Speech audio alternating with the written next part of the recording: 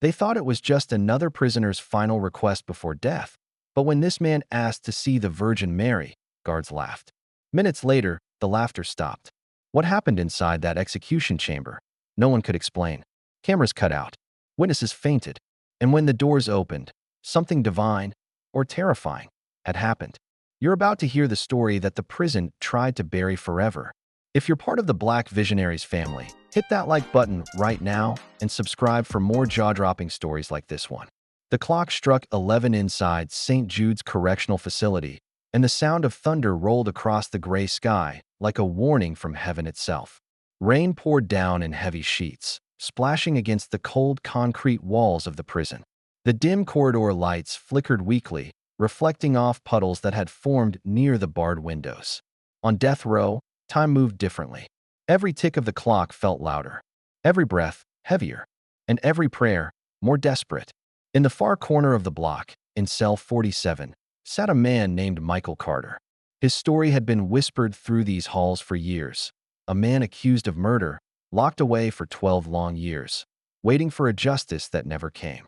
Most prisoners screamed or cursed their fate, but not him. Michael was quiet, too quiet.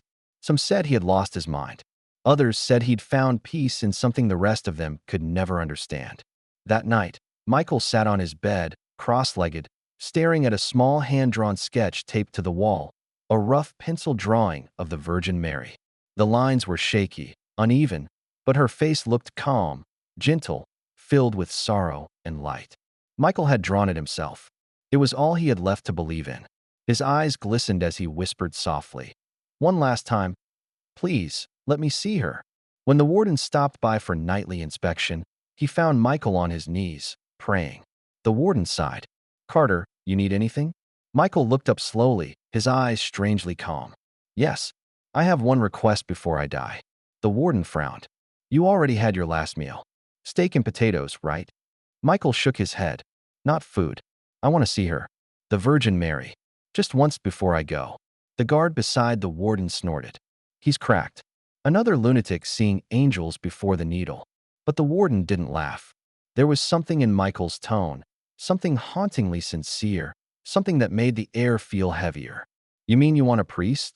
the warden asked. Michael smiled faintly. "No, I want her."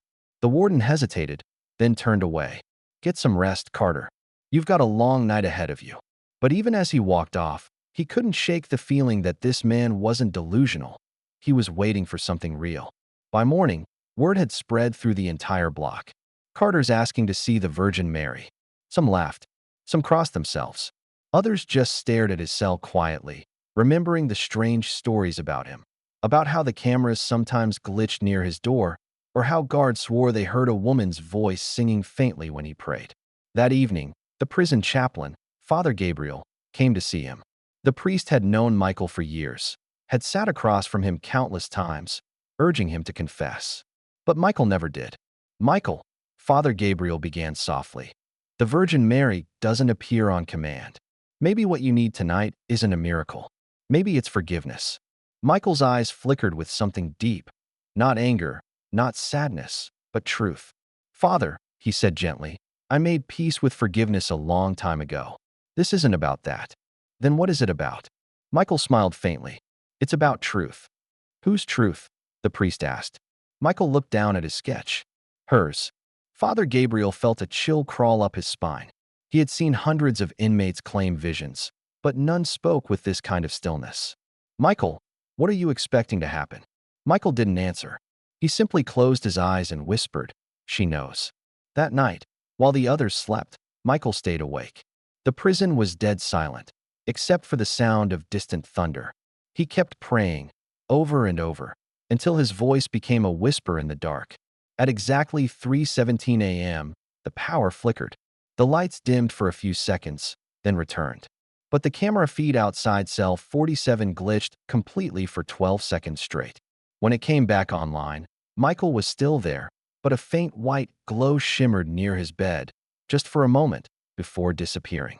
The next morning, Father Gabriel returned early. The execution was scheduled for noon. When he entered the cell, he froze. On the wall above Michael's bed, there was a new drawing, one that hadn't been there before. It was the Virgin Mary again, but this time it was perfect. The lines were smooth, detailed, and alive with emotion. Her eyes were closed, tears falling softly down her cheeks, surrounded by what looked like a faint golden glow. "Michael," the priest whispered, "who did this?" "She did," Michael said simply. "She came last night." Father Gabriel stared at him, terrified and awed. "You mean you saw her?" Michael nodded. "She told me I'd see her again today, but not in the way the world expects." "What does that mean?" the priest asked. Michael looked toward the window, the rain now slowing to a drizzle. "It means she knows the truth, and she's coming to show it." By 11:30 a.m., the guards arrived to escort Michael to the chamber. The other prisoners banged on their doors as he passed, some cheering, others whispering prayers. He didn't look left or right. His eyes stayed calm, steady, focused on something far beyond the hallway. When he reached the chamber, he was strapped down to the gurney. The room was cold, the air sterile, the silence unbearable. Behind the glass stood a small group of witnesses, journalists, guards, a few officials. And among them, in the back row, was Detective Robert Hayes, the man who'd arrested Michael 12 years ago. His face was stone, but his eyes were restless. Father Gabriel leaned close. "Do you have any last words?" Michael nodded.